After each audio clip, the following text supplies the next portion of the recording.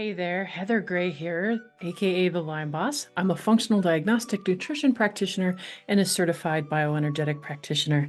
I know, it's a mouthful. I like working with fast-paced professionals who have mysterious digestive issues, right? That you feel like Violet off of Willy Wonka in the chocolate factory after you eat something because you bloat so bad and you feel like an Oompa Loompa is going to come out of the wall and roll you away, right? Or maybe you've got brain fog where you walk into a room and you don't remember why you're there and you find your keys in the refrigerator. Or maybe you've got exhaustion, fatigue. There's not even a word in the English language to describe the level of fatigue you're experiencing. None of these are normal. None of these are all issues of something bigger. Could it be undiagnosed Lyme disease and mold toxicity? I know it was with myself.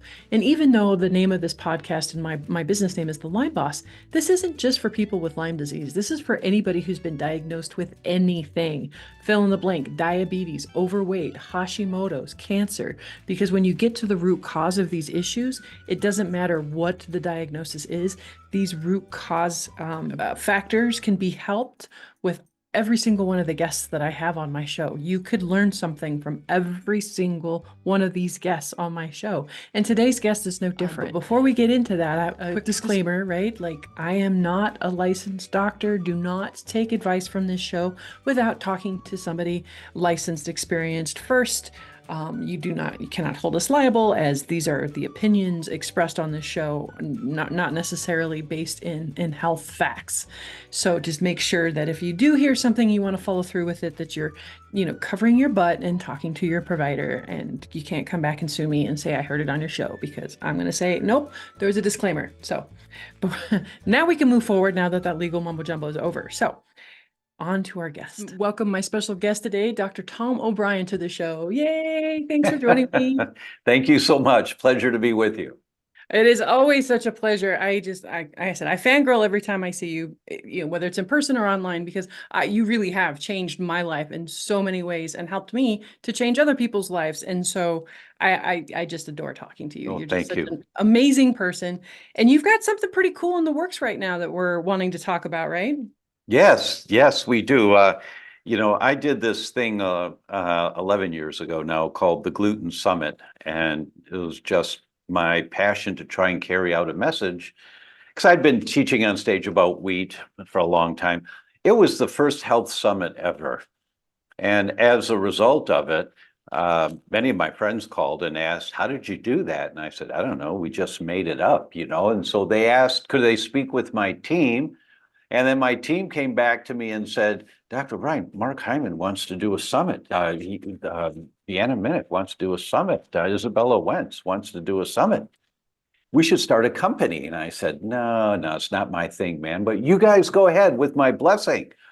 I mean, we did great together, because I just hired these people out of the blue. They didn't know each other, and we put all this together.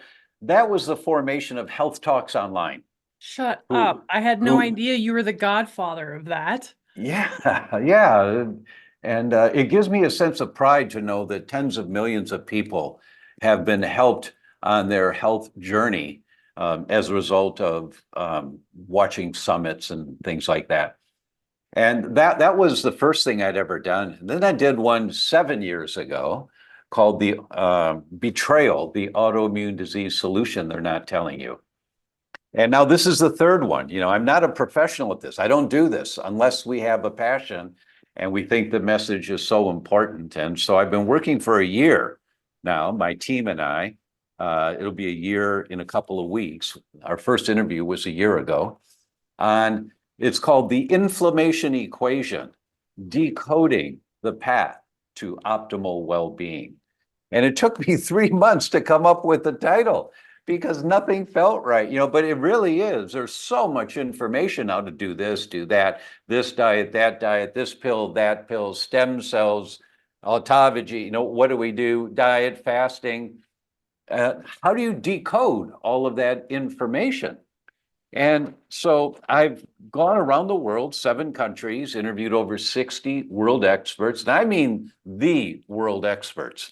And like Professor Yehuda Schoenfeld at Tel Aviv University is the godfather of autoimmunity. To give you a sense of this guy, he runs the immunology department there, and medical doctors, they'll go there to get their PhD in immunology. And 26 of them, and there are many, many, many more, but 26 chair departments of immunology in med schools and hospitals around the world. They're his students. You know, this is the Godfather.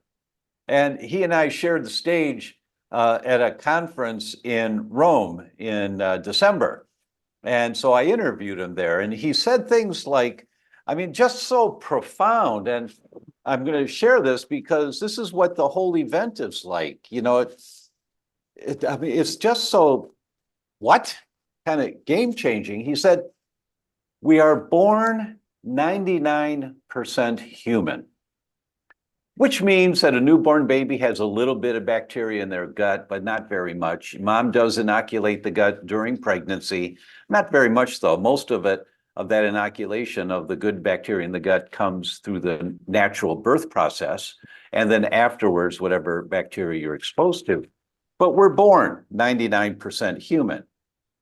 And many of us have heard that in the adult, there's 10 times more cells of bacteria in the body than human cells, you know, and it's true. It's true. There is 10 times more. So Schoenfeld says we are born 99% human and we die 90% microbial. Well, there's 10 times more of them than there are of us. Humans, 10 times more bacterial cells than human cells. So that's like, and it's not just a cerebral exercise, for geeks, because, when you think about it for a moment, wait a minute. There's 10 times more of them than human cells? Yes. And these guys produce exhaust. Like, if I exercise too hard, the next day my arms are sore. And it's just lactic acid. I couldn't flush out all the lactic acid that was made by the muscle cells. We all know that. Drink some water, you'll be fine in a day or two. Just flush it out, right? But it's the exhaust of muscle cells. Bacteria have exhaust. And we don't think about it, but they're called short-chain fatty acids, nucleic acids. There's a number of different categories of exhaust by the bacteria in our gut. That exhaust, called the metabolites of the microbiome, makes up 36% of all the small molecules in the healthy bloodstream. Over 1/3 of everything in the bloodstream are the small molecules of the bacteria in your gut's exhaust. Well, wait a minute. Why? I mean, what? What? Over 1/3? Yes. Why?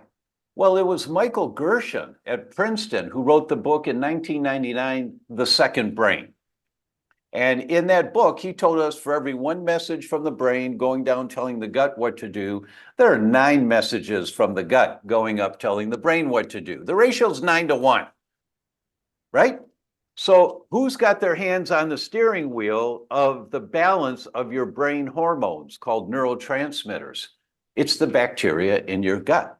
The ratio is 9-1. So when you have depression, you treat the symptoms of depression, but you also have to treat the gut, because that imbalance of brain hormones is being caused by messages from the bacteria in the gut.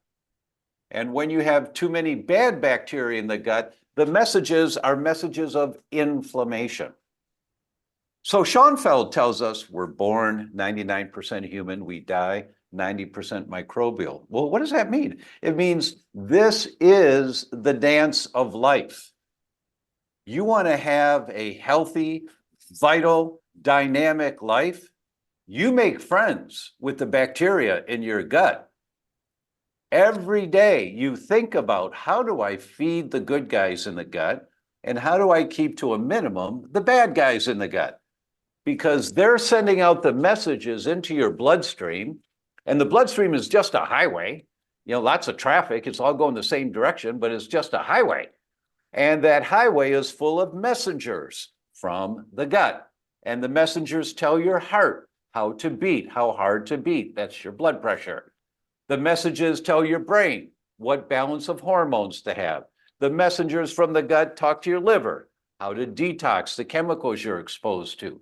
All of this that we've learned in the last 20 years about the good guys in the gut. So that's just one example of what? Well, and it's funny, What? I haven't actually seen you do the heal the gut dance in quite some time. Like when I saw you speak, like it's still stuck in my head. Like when I talk to my husband about who you are, and he starts doing the dance. He doesn't. Yes, that's true.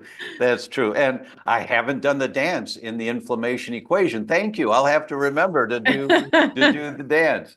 But I share all that geeky stuff with you because we interpret it into everyday language. It was pretty funny. I'm interviewing Schoenfeld in Rome, and he's a very formal, extremely well-respected researcher and leader in the field of immunology and healthcare. And he's talking, Professor, excuse me.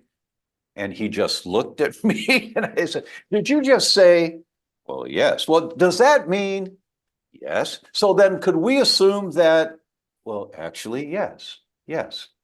So the bacteria in your gut, so the bacteria in our gut have the hands on the steering wheel of how our brain works.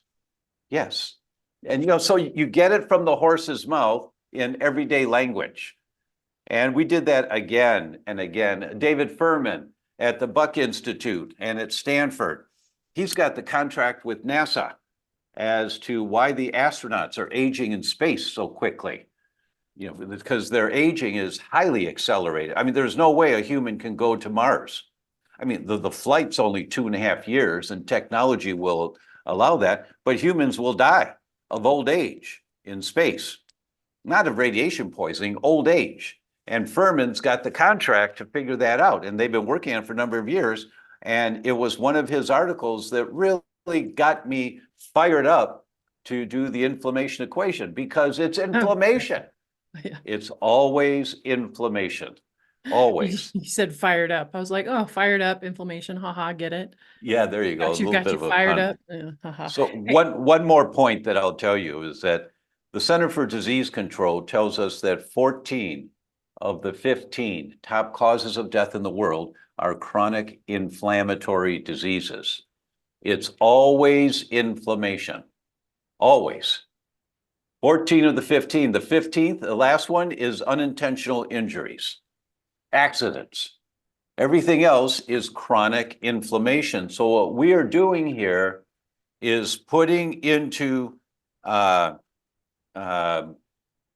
everyday language the recognition that there's this inflammation under the surface that's there for years. While people don't feel anything at all, they feel fine. Hey, how are you? I'm fine, thanks. Yeah, I'm getting by. They've got no disease. They think they're okay. But this inflammation is killing off cells, killing off cells, killing off cells, until eventually whatever tissue is being damaged, that's determined by your genetics and how you live your life. You pull at a chain, it always breaks at the weakest link. It's at one end, the middle, the other end, your heart, your brain, your liver, wherever your weak link is.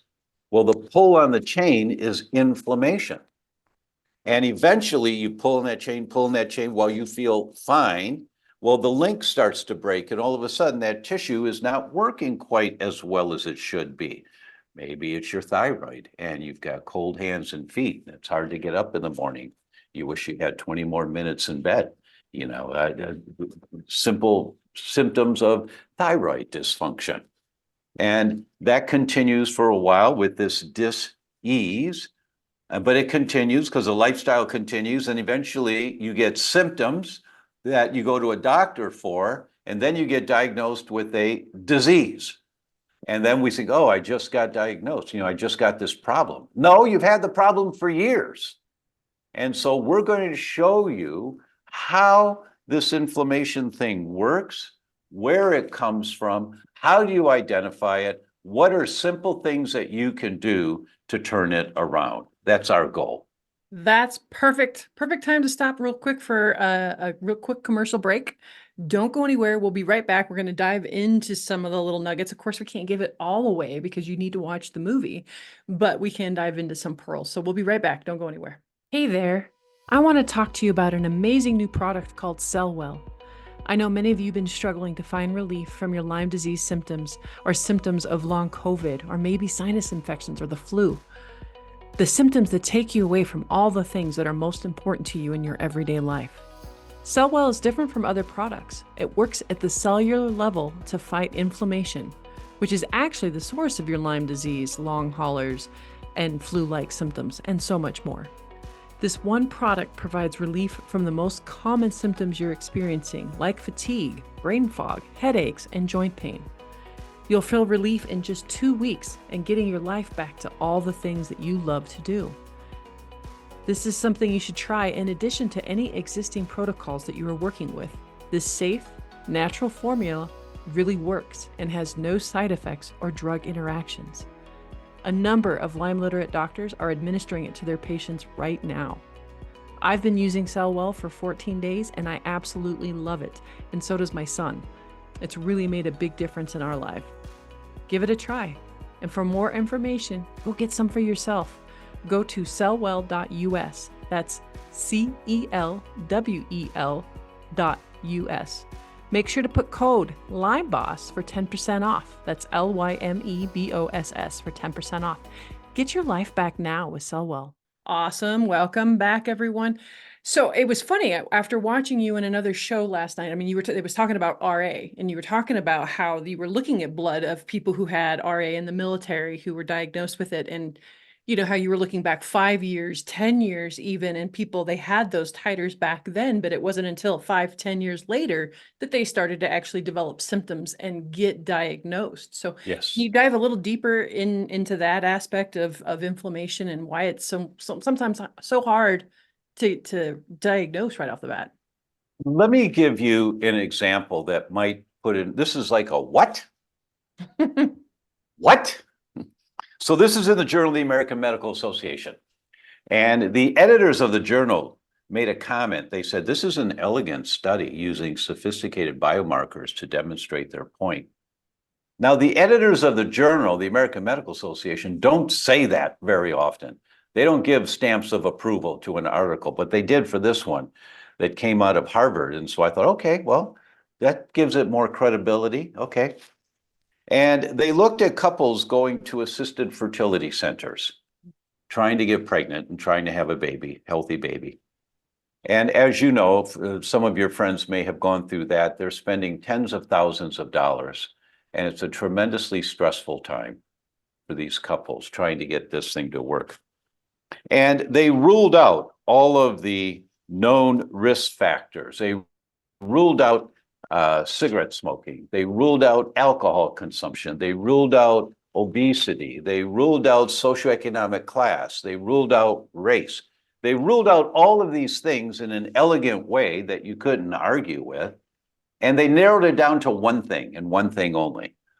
How many servings of fruits and vegetables was the woman eating a day? Okay, we all know the answer to that. The more fruits and vegetables, the better. No. They divided the women into fourths, those eating the lowest number of servings per day, the next, the third, and the highest number of servings per day. And those eating the highest number of servings per day compared to those eating the lowest number of servings of fruits and vegetables per day, in the highest category, they had an 18% less likelihood of successful implantation. 18%. But if they did get pregnant, they had a 26% less likelihood of a live birth. Wait, what? The more fruits and vegetables you eat, the more likely to have a miscarriage or a stillbirth? Yes. Wait, what? And this is the Journal of the American Medical Association from Harvard, and the editor said this is an elegant study using sophisticated biomarkers to demonstrate their point. This is a game-changing study. Now, there was a subgroup of women who were eating organic. And in that category, the results were the complete opposite. The more fruits and vegetables you eat, the better. Wait, what? If I'm eating conventional fruits and vegetables, I'm increasing my risk of miscarriages? Yes, because of the pesticides, insecticides, rodenticides, fungicides, antibiotics, glyphosate that's on your carrots and cucumbers and lettuce and potatoes and peppers and tomatoes. Yeah, the amount of poison on our foods today is higher than ever before in history. And women are so accumulated with these toxins inside their body that eating more fruits and vegetables just took them over the edge. It's not the fruits and vegetables that caused it. The minute amounts in those servings just took them over the edge to where they had more inflammation and more inflammation, causing the 26% increase miscarriages and stillbirths. After spending tens of thousands of dollars and all of this stress. But here's the good news in that study. Those women eating organic fruits and vegetables were put in that category if they were eating a minimum of 3 servings per week of organic fruits and vegetables, not 3 servings a day, not 21 servings a day, 3 a week. And they had completely opposite results. Now, we think that's because, if you're eating organic whenever you can, you're probably using organic shampoo. Maybe you're using organic lipstick and organic nail polish. In other words, you're doing some things to reduce your risk of all these toxins that we're all exposed to every day. And people don't know how bad these toxins are that have accumulated in your body, but they're fueling this low-grade inflammation that's under the surface all the time. And you've heard these studies. The average woman puts over 180 chemicals on her body before she leaves her house in the morning. The average man, it's over 120 before they leave the house. Between the shampoos and the conditioners and the makeup and the underarm deodorant and the soaps, and the shaving cream, all of this stuff that there's no evidence any of it is toxic to you. Absolutely no evidence. And that's how the industry gets away with exposing you to all of this, because there is no evidence that the amount of phthalates in nail polish they get in your bloodstream within 4 to 5 minutes are toxic to humans. There's no evidence of that. But phthalates accumulate in your body. So give me a little girl who paints her 10 little fingers and 10 little toes for 25 years, once a week. Now she's 30 years old, gets pregnant, but she's got all these accumulated phthalates in her body. And I talk about the studies that show the kids of the moms with the highest level of phthalates during pregnancy in their urine, the kids at 7 years old, their IQ is 7 points lower. Wait, what? Because it's the accumulation of all these chemicals. So we need to show you how to reduce your exposure to all these chemicals while you feel fine, and how to focus a little bit every day. I just reviewed last night, once again, the full interview that I did with Fran Drescher, the nanny. I love her. She is so wonderful. What a beautiful human being, really out to help the world. And, she was saying that the most sacred place in your life is your heart. And you have to take care of your heart, and you have to take care of your body. And next, right after that, is your home. It's sacred, and you have to take care of your home. Stop putting the toxins in your home. And then she starts laughing, that laugh of hers, right? Yep. She's so funny, right? But Fran has such a great message that she gives to all of us on creating a healthy environment. She told the story. Fran is the president of the Screen Actors Guild. Oh. And she was in charge of the strike. Nice. That went through almost all of last year. And they won. Which meant no AI is ever to be used in writing scripts for television shows or for movies. That was the big hullabaloo for the screenwriters. And they would not. And so I said, Fran, so you're dealing with these high-powered $1,000 an hour attorneys for the movie industry who take no prisoners. How did you deal with them? Oh, it was easy.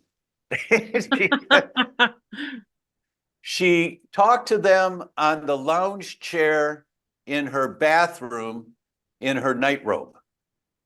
She only did Zoom calls with them. She wouldn't meet them in person. She stayed in the safety of her home and her most comfortable environment. And she got nourished, and she had some tea. And then she talked to these a-holes, about, and who would try to manipulate every way they could. And she didn't use that language. That's my way of saying it, but she takes care of herself, and she's a 22-year survivor of uterine cancer. Mm. And she said that she's very grateful for the oncologist that saved her life. But she asked the question, why is this happening? And as a result of that, she wrote the book, and then she started the foundation, Cancer Schmancer. And she is really teaching the world where cancer comes from and how critically important it is to reduce your level of these toxins that we're all exposed to. So you hear her message in the inflammation equation. And we make the entire interview with Fran, it's about an hour long. And in a docuseries, there's like 8 minutes of Fran, 9 minutes of Jeff Bland, 16 minutes of Dale Bredesen, 4 minutes of this person. We put the story together every day. It's not just a one-on-one for an hour, but we give you the full interview with Fran because it's just so engaging and entertaining. And just love this woman, because she just oozes so much care and compassion in a very balanced New York street way, that is just great to see. It's just really magical. And every one of our speakers give their heart and soul to this, because I do the interviews, and my interview style is a little bit in your face. And so, no, I can't imagine. Yeah, it's fun. It's really fun. And afterwards, every one of our interviewers said, "Oh, thank you. That was really great. That was really good. And we got such great information out. Thank you so much."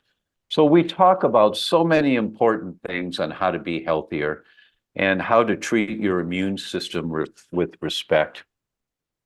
Fran was talking about that she quit smoking somewhere in her early 20s, and because one day she realized, why do I hate my lungs? Why am I treating my lungs so bad? Mm, why right. am I putting this poison in my lungs? And that's the day she stopped, when she realized what she was doing to her lungs.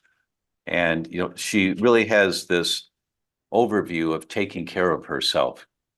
And she told a story once before that she was the victim of a violent crime. Mm. And the next day, she went to work. She didn't tell anybody about this. A year and a half later, she was diagnosed with uterine cancer. And she said, you must deal with the emotions. You can't bury this and think you're bigger than your emotions. When I interviewed Dr. Patrick Hanaway, one of the main people in the world of functional medicine, Patrick was diagnosed 4 years ago with stage 4 throat cancer, stage 4. And so in my interview, and he's a good friend, and I said, so Patrick, you've been involved in functional medicine 1 month longer than me. You started it in the first weekend that Jeff Bland did. I was in the second weekend, right? So you've been in it longer than I have, and you eat very well, you take care of yourself, What did you miss? And he just looked at me. What did you miss that you developed stage 4 cancer? Meaning it was there for years. Mm. And it had to be there for years. What did you ignore? What did you miss? And he said, I thought I was bigger than this. And quite honestly, if this was stage 1 cancer, I probably would have started taking some nutrients and kept doing my life the way I had been, because I thought I was handling the stress. I wasn't handling the stress well. It was taking a toll. And I knew that if I didn't change completely, I'd be dead in a year, because he knows the statistics on these types of cancers, right? So you get that hard reality kind of information here. And it all comes with the story of how do we take care of our immune system? How do we reduce the insults to the immune system? Because David Furman, and another thing about David Furman at the Buck Institute, there was this guy named Dr. Roy Walford who did the biosphere experiments in Arizona back in the 1980s, 1990s, where the scientists lived in 2 geodesic domes for 2 years. They never left. All their food grew inside. They had a well for water, and they were in there together for 2 years, didn't have any outside contact with the world. David Furman was the senior graduate student on the outside monitoring everything. So he's been involved in the aging process for his entire career.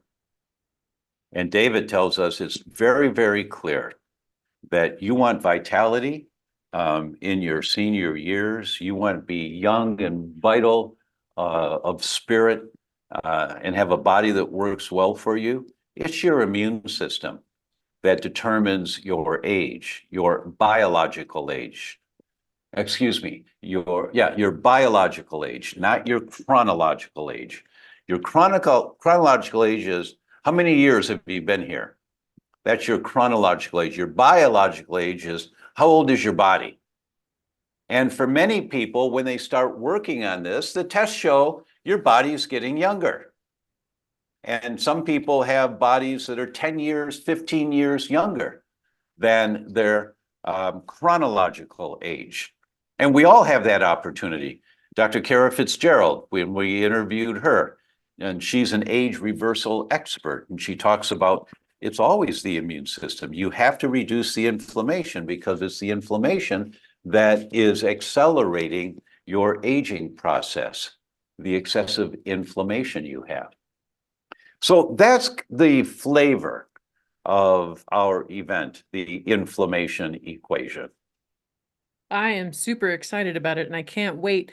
So, and I imagine you're going to touch on diet quite a bit. And that's like one of the most controversial. I still can't get over how humans don't know what they're supposed to eat. We've just gotten so far off the track. And I've Yes. been following your way for quite some time. Like you really simplify it. You're like a carby vegetable, right? Some sort of a root vegetable with something leafy green and a piece of protein. And that has worked the best for me. But then you've got these folks out there that are like, leafy greens are high in oxalates and, lectins and all the things and all the things and all the things can cause different inflammation in different people. So how do you address the diet component when it comes to lowering inflammation? Really a great question. And, David Furman, what? When he told us, he had the privilege of working with the 3rd oldest human on the planet. And she's an Italian woman, I don't remember her name. And she died at 113. But David was working with her and she was on no medications, fully functional, had a job until the last short time before her death. And he said, her doctor, when she turned 100 years old, her doctor put her on a raw meat diet. Right, just like, what? But elders with digestive insufficiencies or systems that are kind of wearing down or slowing down a bit, they need more protein. That's the most common insufficiency for elders, is they're not getting enough protein. And so this woman is eating a raw meat diet every day. And she had walking up the hills, going up the mountains, in Sicily and in the blue zone of, not Sicily, Sardinia, And he just talked about how your food selections, the foods you choose to eat, are based on what your body needs now. And it's not going to be the same for your entire life. Now, this is a new concept for me. When he introduced it, I said, wow, that's new. I've never thought about it that way before. And the closer we stay to nature, meaning the foods that grow around us, and the more we eat clean food, organic food, clean meats, things like that, the more attuned our body is, the more grounded we are with nature. So because of the amount of insult that accumulates in our body, whether it's trichloroethylenes or triclosan or mercury or lead or volatile organic compounds, all of the chemicals that we're exposed to until we reduce our exposure to these things, these chemicals accumulate in our body and they short circuit our systems. You know, take the wire that goes from the battery of a car to the headlight. And if you take that tool and you take off some of the insulation so you can see the wire, and then just take a piece of aluminum foil and tie it on around the exposed wire, the lights flicker on and off on the car. And you say, what's wrong with the lights? There's nothing wrong with the lights. It's the wire that's carrying the electrical message to the lights. Well, that's MS. You know, there's nothing wrong with your muscles when you can't walk. But the brain can't send the message there because the myelin, the saran wrap around the nerves, is short-circuiting out. It's not allowing the message to get through properly. And when you start thinking about this amount of contamination we have every single day, and then you listen to Fran talk about make your home your sanctuary. You know, nobody comes into Fran's house. You know, I had to laugh when we're doing the, I said, Fran, you're the only other person in the world that I know that does this. And she looked at me and I said, nobody comes into your house with their shoes on. Yeah. They all, you have the little blue booties, like hospital booties that, you know, people have to put on. I do that in my house too. I mean, we've got some disposable slippers if people want to wear slippers and barefoot, because we're barefoot in our house most of the time. But, you know, if it's a worker coming in with these big boots, we just give them the booties to put on. And I said, you're the only person I know that does that. And she said, your home is your temple. Do you want to live in a place where you feel empowered every day, or you want to live in a place where you feel toxic every day? You know, she just puts it in perspective in a way that makes sense, you know, and you don't have to do any of the crazy things that you don't want to do. But as you do some of the basic things, then next week you do one more thing, and then next week you do one more thing. And what happens in 6 months, and we talk about this a lot, of how do you implement all of this stuff that you're learning in the inflammation equation, because there's a whole bunch of to-dos that we talk about. How do you implement this? It's overwhelming. And it's 1 hour a week. Mrs. Patient, just tell your family every Tuesday night after dinner, every Sunday after services, whenever it is, but 1 hour a week. Don't bother me. I'm going to be studying or implementing some things so we all can be healthier.